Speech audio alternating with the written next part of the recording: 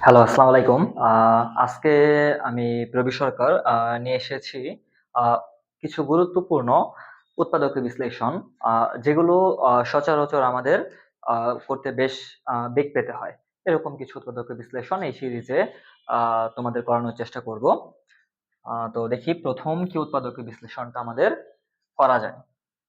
প্রথমেই আমাদের যে উৎপাদক বিশ্লেষণটা আছে সেটা যদি আমরা একটু সলিউশন করার চেষ্টা করি, এটা আমাদের জন্য খুবই গুরুত্বপূর্ণ একটা আ প্রবলেম। আমরা একটু করে ফেলি প্রবলেমটা। দেখি। প্রবলেমটা হচ্ছে আ কত আছে? a square plus 6a plus 8 minus y square plus 2y। তো আমরা উৎপাদক বিশ্লেষণের ক্ষেত্রে নিয়মসমূহ যদি একটু দেখি, প্রথমতই যে আমাদের যে কাজগুলো করতে হয়, সেই নিয়মসমূহ যদি আমরা একটু আলোচনা করি, তাহলে দেখতে পাই প্রথমে আমাদের যদি কমন যায় তবে সেগুলো কমন নিতে হয়। যদি কমন যায় তবে সেগুলোকে কমন নিতে হয়। সেগুলোকে কমন নিতে হয়। তাহলে আমরা দেখি ১ নাম্বার নিয়মটা ফলো করে কিনা। এখানে কিন্তু কোনো কিছুই পুরো রাশির মাঝখানে, আমরা যদি পুরো রাশিটাকে একটু চেক করি, তাহলে দেখা যাবে পুরো রাশির মাঝখানে কোনো কিছুই আসলে কি যায় না? কমন যায় না। তাহলে হচ্ছে আমাদের এই ১ম যে নিয়ম যেটা হওয়ার কথা ছিল সেটা ফলো করে নাই। কোনো কিছুই কমন আসলে যায় নাই। তারপর আমরা ২ নাম্বার নিয়মটা দেখব। ২ নাম্বার নিয়মটা হচ্ছে যদি রাশির সংখ্যা ৩ হয়, কি হয়? যদি রাশিতে পদ সংখ্যা, যদি রাশিতে পদ সংখ্যা, আমি আবার বলি, যদি রাশিতে কি হয়?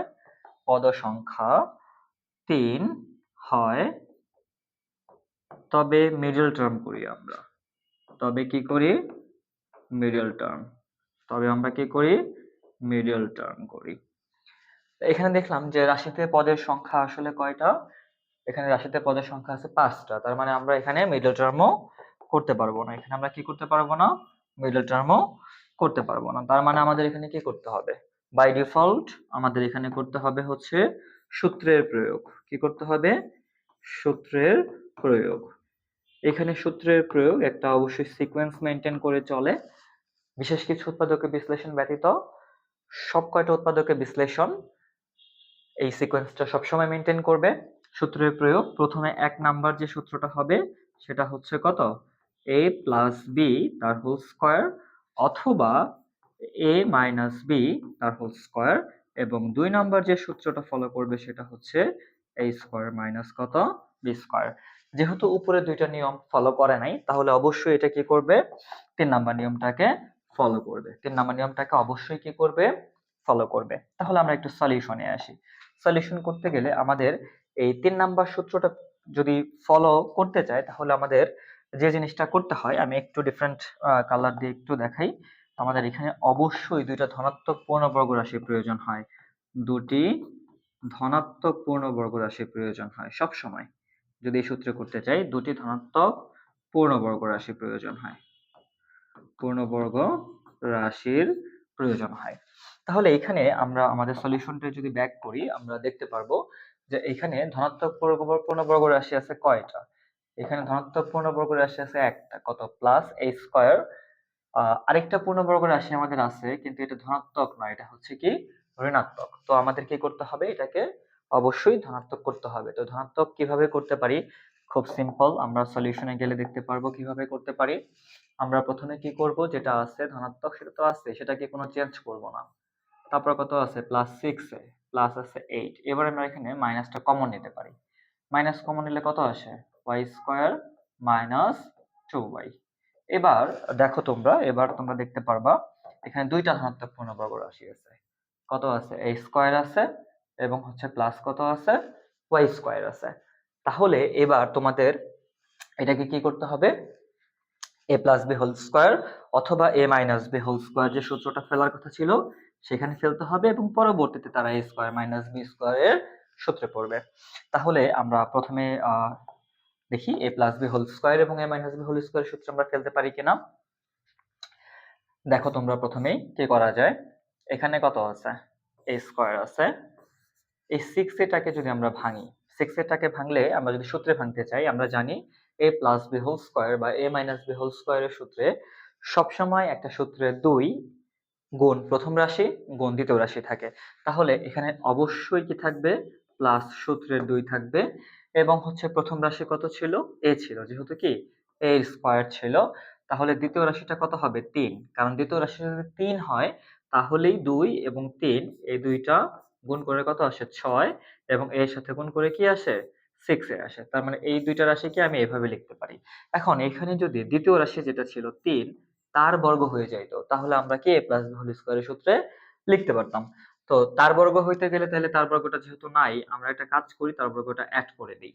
তার বর্গটা অ্যাড করে দিয়ে সূত্রে ফেলার জন্য, জাস্ট ফর সূত্রে ফেলার জন্য আমি কি করলাম, করে দিলাম। তারপর হচ্ছে তাহলে এটাকে আমার কি করতে হবে, মাইনাস করতে হবে। তাহলে 3 এর স্কয়ারটা আমি কি করে ফেললাম, মাইনাস করে ফেললাম। তারপর এটা এখানে শেষ। তারপর আমরা এখানে যে আরেকটা রাশি ছিল সেখানে দেখব কত আছে, y স্কয়ার আছে, কত আছে, y স্কয়ার আছে মাইনাস, তাহলে এটা কি a মাইনাস b হোল স্কয়ারের সূত্রে পড়বে খুব স্বাভাবিকভাবেই। তাহলে a মাইনাস b হোল স্কয়ারের সূত্রে যদি পড়ে, সূত্রের 2 ইনটু প্রথম রাশি কত আসবে y, ইনটু দ্বিতীয় রাশি কত আসবে 1, কারণ এখানে কত ছিল, 2y ছিল। 1 দিয়ে গুণ করলে কেবলমাত্র কি হয়, 2y সম্ভব হয়। দেন প্লাস আমাদের অবশ্যই যে দ্বিতীয় রাশিটা 1 ছিল তার কি লাগবে, স্কয়ার লাগবে, তার কি লাগবে, স্কয়ার লাগবে। ঠিক আছে, এই যে প্রথম রাশি স্কয়ার মাইনাস সূত্রের 2 ইনটু প্রথম রাশি ইনটু দ্বিতীয় রাশি প্লাস হচ্ছে দ্বিতীয় রাশির স্কয়ার। তাহলে দেখো তোমরা নিয়ম অনুযায়ী কি হয়, নিয়ম অনুযায়ী প্রথমটা হয় a প্লাস 3 তার কত হোল স্কয়ার। এখানে আমি একটা ভুল করছি, এখানে আমাদের 2y এর পর এই যে প্লাস 1 টাকে যে আমি অ্যাড করছিলাম, সে প্লাস 1 টা অ্যাড করছিলাম মানে হচ্ছে সামনে কি ছিল, মাইনাস ছিল। তার মানে প্লাস এবং মাইনাস গুণ করলে কি হয়, এই প্লাস এবং মাইনাস গুণ করে যেটা হবে এই প্লাস, এই প্লাস এবং এই সরি এই মাইনাস এবং এই প্লাস এরা গুণ করে কি হবে, এরা গুণ করা হবে মাইনাস, -1। তার মানে মূলত আমরা অঙ্কটায় -1 কি করছিলাম, এবং অঙ্কটা থেকে 1 কি করে দিছিলাম, মাইনাস করে দিছিলাম। তাহলে সেটাকে অবশ্যই কি করতে হবে, সর্বশেষ +1 করে ব্যালেন্স করতে হবে। তাহলে এটা হয়ে গেল। এখানে ছিল কত, -9 মাইনাস এইটা সূত্রে পড়ে যায় হচ্ছে y-1 তার কত হোল স্কয়ার, y-1 তার কত হোল স্কয়ার। ও আরেকটা কথা, এখানে যে +8 ছিল সেটাও আমরা লিখি নাই, এখানে +8 ও থাকবে, এখানে কি থাকবে, +8 ও থাকবে। আমি একটু নিয়মগুলোর সাথে একটু বর্ডার টেনে দেই, একটু বর্ডার যদি টেনে দিই তাহলে দেখা যাবে +8 ও থাকে। তাইলে হচ্ছে আমরা দেখি, এখানে থাকে -9, এখানে থাকে মাইনাস প্লাস প্লাস 1 আর 8 এ হয় কত, 9, প্লাস 1 আর 8 এ হয় কত, 9। তাইলে এই যে -9 এবং +9 কি হয়ে যায়, কেটে যায়। -9 এবং +9 কি হয়ে যায়, কেটে যায়। থাকে শুধুমাত্র হচ্ছে কত, থাকে হচ্ছে শুধুমাত্র a প্লাস 3 তার হোল স্কয়ার মাইনাস y-1 তার কত হোল স্কয়ার।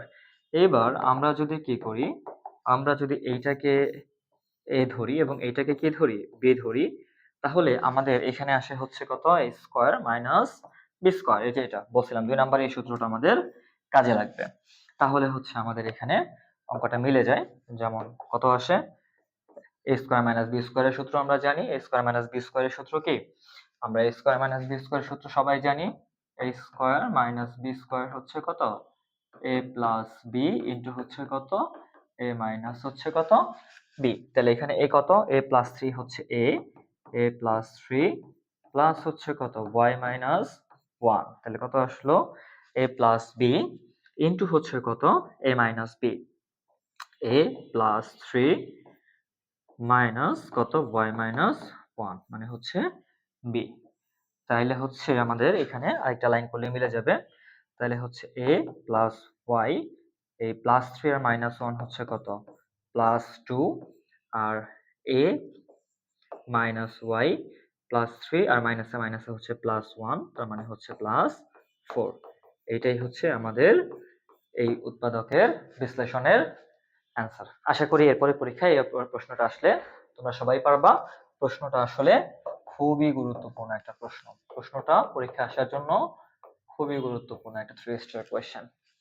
আজকের ভিডিওতে এই পর্যন্তই। দেখা হবে নেক্সট একটা উৎপাদক বিশ্লেষণে।